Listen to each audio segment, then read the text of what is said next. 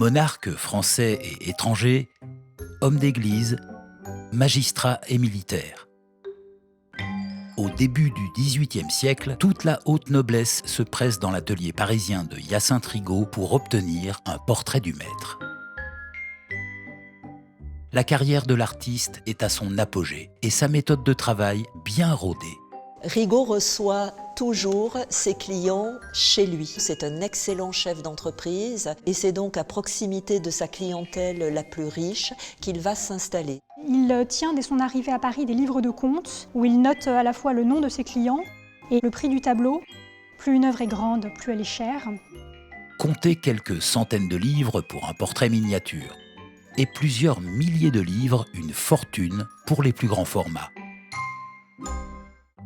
Mais la valeur d'une toile du maître varie aussi selon sa composition. Fleurs, textiles et même différentes postures de main.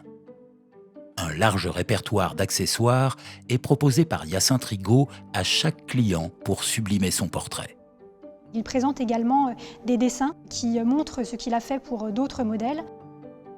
Et donc, vous allez picorer dans chacun de ces modèles ce qui attire le plus votre attention. Il veut en proposer pour tous les goûts, il veut répondre à la demande. Et c'est quelqu'un finalement qui a un sens commercial très développé. Autre option pour un tarif plus abordable, la formule dite de l'habillement répété. Il s'agit de se glisser dans les vêtements que Rigaud a peints pour un autre. La plus connue de ces formules reprend un portrait peint en 1697 et qui représente le dauphin, le fils de Louis XIV, devant une bataille qu'il vient de remporter. Ce portrait rencontre un grand succès au point donc qu'il est repris. Le portrait du comte de Coigny est représenté devant une scène de bataille et le marquis de Château-Renaud, un homme de mer, est représenté lui devant un combat naval entre les Français et les Anglais.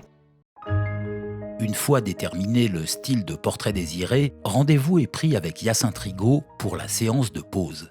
Elle ne concerne que la tête et nécessite à elle seule plusieurs heures de travail. Rigaud va peindre directement sur la toile, on dit à l'époque alla prima, ce qui exige de lui d'attraper très vite la ressemblance en un seul coup.